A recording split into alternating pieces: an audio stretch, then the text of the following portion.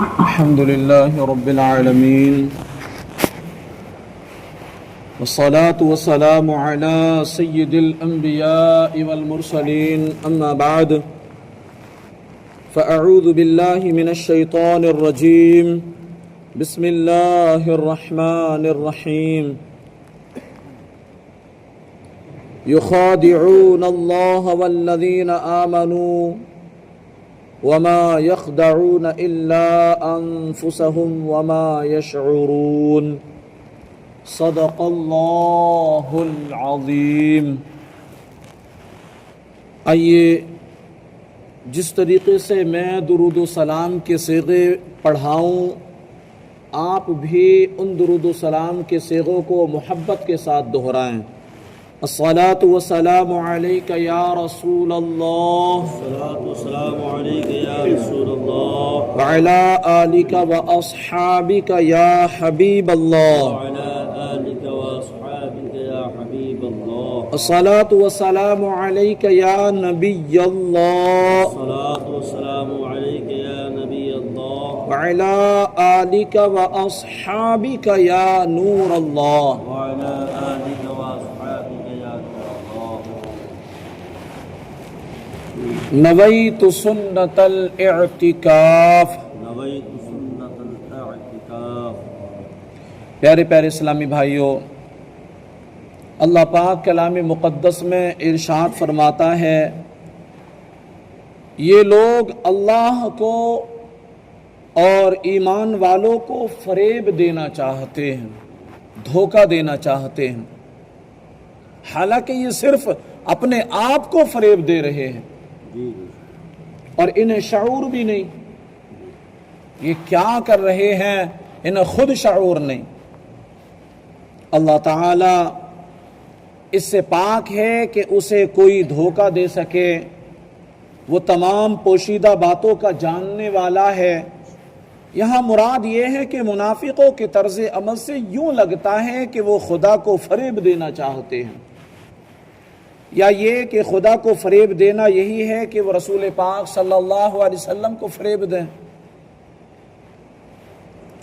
کیونکہ امام الانبیاء محبوب کبریا جناب محمد الرسول اللہ صلی اللہ علیہ وسلم اللہ تعالیٰ کے نائب اور خلیفہ ہیں، اور انہیں دھوکہ دینے کی کوشش گویا خدا کو دھوکہ دینے کی طرح ہے۔ لیکن چونکہ اللہ تعالیٰ نے اپنے حبیب صلی اللہ علیہ وسلم کو منافقین کے اندرونی کفر پر جو دلوں میں چھپائے بیٹھے ہیں وہ اس پر مطلع فرما دیا، ان تمام چیزوں کی اپنے محبوب کو اللہ پاک نے خبر دے دی کہ فلاں کے دل میں یوں ہے تو فلاں کے دل میں یوں ہے، فلاں اپنے دل میں یہ پالے ہوئے ہے۔ میرے نبی پاک صلی اللہ علیہ وسلم کو اللہ پاک نے سب کچھ بتا دیا، سب کچھ علم عطا فرما دیا۔ اسی لیے تو جمعہ کا دن تھا اور مسجد نبوی کے منبر پر بیٹھے تھے میرے سرکار، اور پھر فرمایا تھا اخرج فلا فإنک منافق، او فلا تو منافق ہے، چل جا دوڑ جا مسجد سے۔ اخرج فلا فإنک منافق، او فلا تو منافق ہے، تو دھوکہ دیتا ہے مسلمانوں کو، تو دھوکہ دیتا ہے اللہ کو، تو دھوکہ دیتا ہے ہمیں، چل نکل جا، تو منافق ہے۔ یوں نام لے لے کر میرے سرکار مدینے کے تاجدار، دو عالم کے مالک و مختار صلی اللہ علیہ وسلم نے مسجد نبوی شریف سے انہیں نکالا۔ تو حضور پاک صلی اللہ علیہ وسلم چونکہ اللہ تعالیٰ نے اپنے حبیب صلی اللہ علیہ وسلم کو منافقین کے اندرونی کفر پر مطلع فرما دیا، تو یوں ان بے دینوں کا فریب نہ خدا پر چلے، نہ رسول خدا پر چلے، اور نہ مومنین پر، بلکہ در حقیقت وہ اپنی جانوں کو فریب دے رہے ہیں، اور یہ ایسے غافل ہیں کہ انہیں اس چیز کا خود شعور نہیں۔ اس آیت سے معلوم ہوا کہ ظاہر و باطن کا تضاد بہت بڑا عیب ہے۔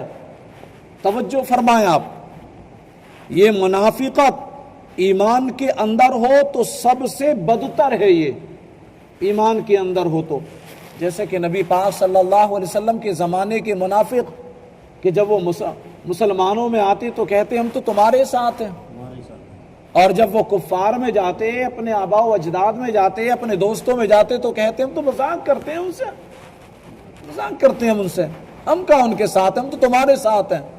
ہم ان کی باتیں چگتے ہیں، ہم ان کی باتیں جو ہے سنتے ہیں کہ وہ اب کیا کرنے والے ہیں، وہ اب کیا کرنے والے ہیں، ہم تو کمزور کرنا چاہتے ہیں انہیں۔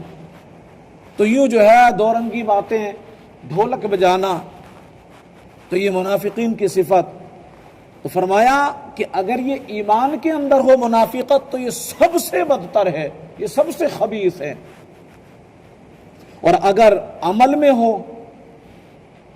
اگر عمل میں ہو، توجہ ہے نا بات پہ،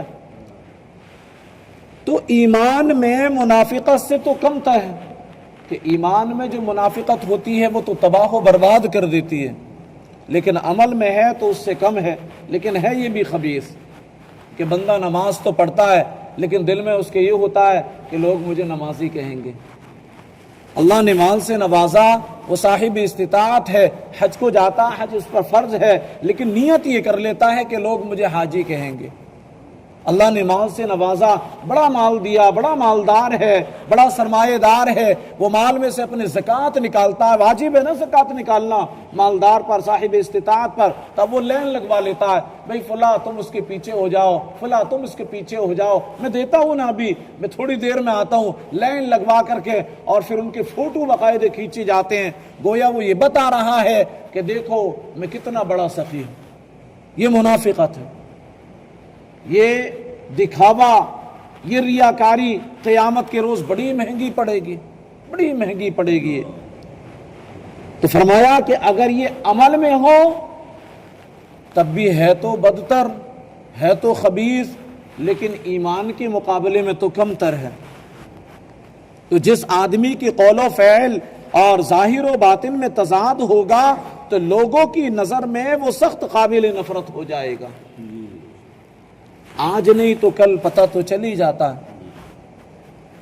ایمان میں منافقت مخصوص لوگوں میں پائی جاتی ہے، جبکہ عملی منافقت ہر سطح کے لوگوں میں پائی جاتی ہے، ہر سطح کے لوگوں میں پائی جاتی ہے۔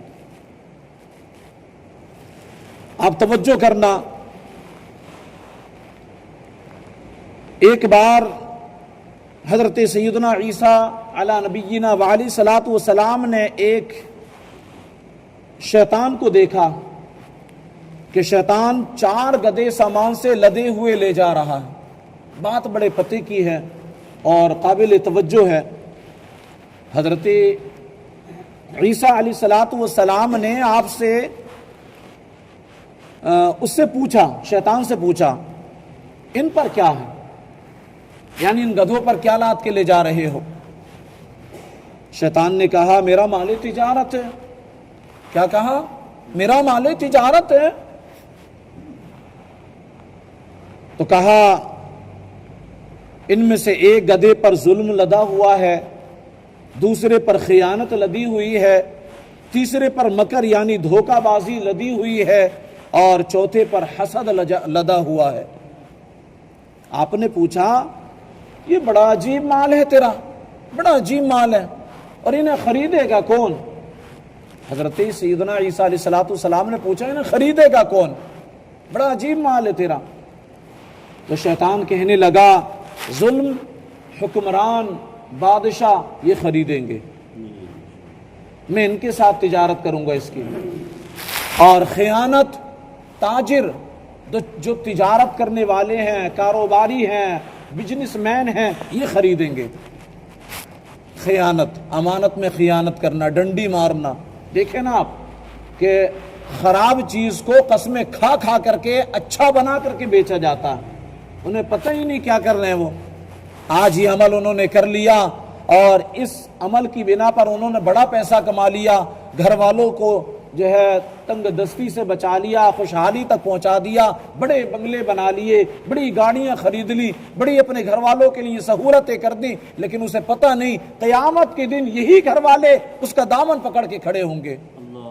مولا اس نے ہمیں دھوکہ بازی سے یہ دوسروں کا حق مار مار کے کھلایا تھا، آج تو فیصلہ کر دے، آج تو ہمیں انصاف دے دے۔ تو جس نے دنیا میں اتنی مشقتیں اٹھائی ہو، اتنی پریشانیاں اٹھائی ہو، وہ مجرم بن کے کھڑا ہو، میرا اللہ فرمائے گا ہاں ہاں تو نے فلاں کا مال ہڑپ کیا، تو نے فلاں کو دھوکہ دیا، تو نے مال میں فلاں جگہ پر یوں ڈنڈی ماری، چل آ جا۔ پھر یوں ہوگا کہ اس کے جو نیکیاں ہوں گی اس بندے کی، وہ نیکیاں اس کے گھر والوں میں تقسیم کر دی جائیں گی، اور پھر جب نیکیاں ختم ہو جائیں گی تو ان کے گناہ اس پر لاد دیے جائیں گے، اور یوں اس کو جہنم میں گھسیٹ کر ڈالنے کا حکم ہوگا کہ منہ کے بل گھسیٹ کے اس کو جہنم میں ڈال دو۔ اور مسلمانوں ذرا سوچو تو صحیح، ہم اپنے گھر والوں کو سہولتیں مہیا کرنے کے لیے کیا کچھ کرتے ہیں، اور ہمیں خبر ہی نہیں کہ قیامت کے روز کتنا مہنگا پڑے گا یہ سب۔ تو فرمایا کہ خیانت تاجروں، بزنس مینوں اور دکانداری کرنے والوں کے لیے لے کر کے آیا ہوں، ان سے تجارت کروں گا اس کی۔ اور پھر فرمایا کہ دھوکہ، یہ دھوکہ عورتوں کے ساتھ میں، اور پھر آخر میں فرمایا حسد جو میرے ایک گدھے پر لدا ہوا ہے، اس سے جو تجارت کروں گا وہ علماء کے ساتھ کروں گا،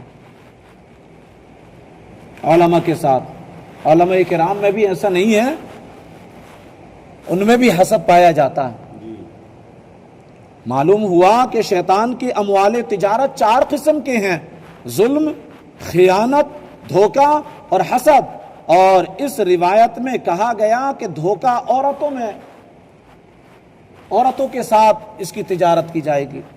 اور مسلمانوں، واقعی جو ہے یہ مکر کرنا، دوسروں کے ساتھ خیانت کرنا منافقت ہے، یہ بھی، یہ ریاکاری مہنگی پڑے گی۔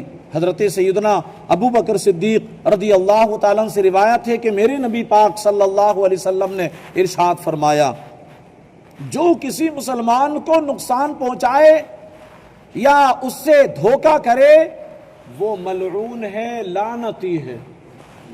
اللہ اکبر۔ ایک اور روایت میں ہے کہ نبی پاک صلی اللہ علیہ وسلم نے ارشاد فرمایا، جو کسی کو نقصان پہنچائے گا اللہ پاک اسے ضرور نقصان پہنچائے گا، اور جو کسی کو مشقت میں ڈالے گا، تکلیف میں ڈالے گا، میرا اللہ اسے مشقت میں ڈالے گا۔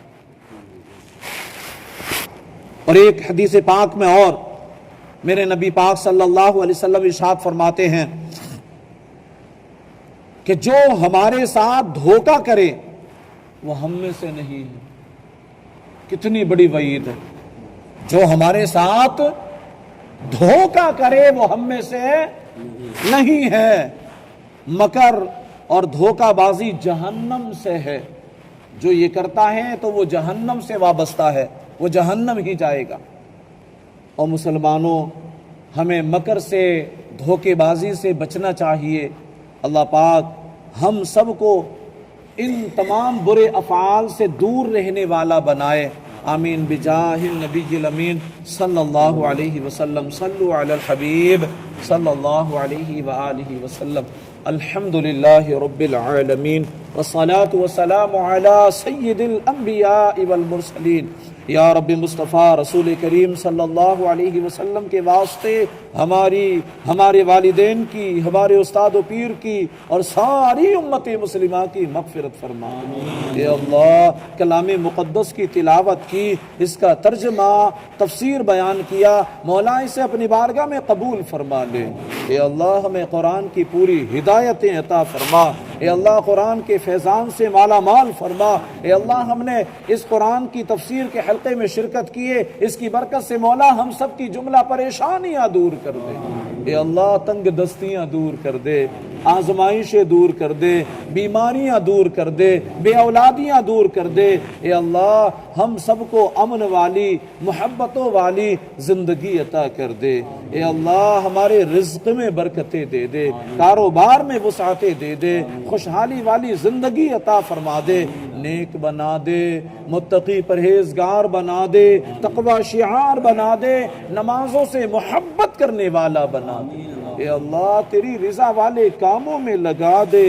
تیری ناراضگی والے کاموں سے بچا لے۔ اے اللہ تمام عالم کے مسلمانوں کی جان، مال، عزت، آبرو، بالخصوص ایمان اور عقیدے کی حفاظت فرما۔ بالخصوص ہمارے پیارے پیارے ملک عزیز ملک ہندوستان کی حفاظت فرما۔ ملک ہندوستان میں رہنے والے مسلمانوں کی تو خیر فرما دے۔ اے اللہ ہماری دعاؤں پر اپنے محبوب کریم رؤوف الرحیم علی کا تحیت و تسلیم کے صدقے طفیل رحمت کی نظر فرما دے۔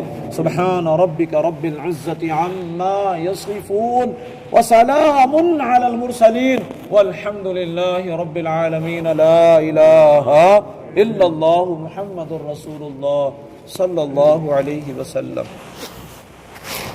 یا نبی سلام علیک، یا رسول سلام علیک، یا حبیب سلام علیک، صلوات اللہ علیک، صلوات اللہ علیک۔ مصطفیٰ جان رحمت پہ لاکھوں سلام، شمع بز میں ہدایت پہ لاکھوں سلام، شہریار ایرم تاجدار حرم نوبہار شفاعت پہ لاکھوں سلام۔ جسو آنے گھڑی چمکا طیبہ کا چاند، اس دل افروز ساعت پہ لاکھوں سلام۔ یا نبی سلام علیک، یا رسول سلام علیک، یا حبیب سلام علیک، صلوات اللہ علیک۔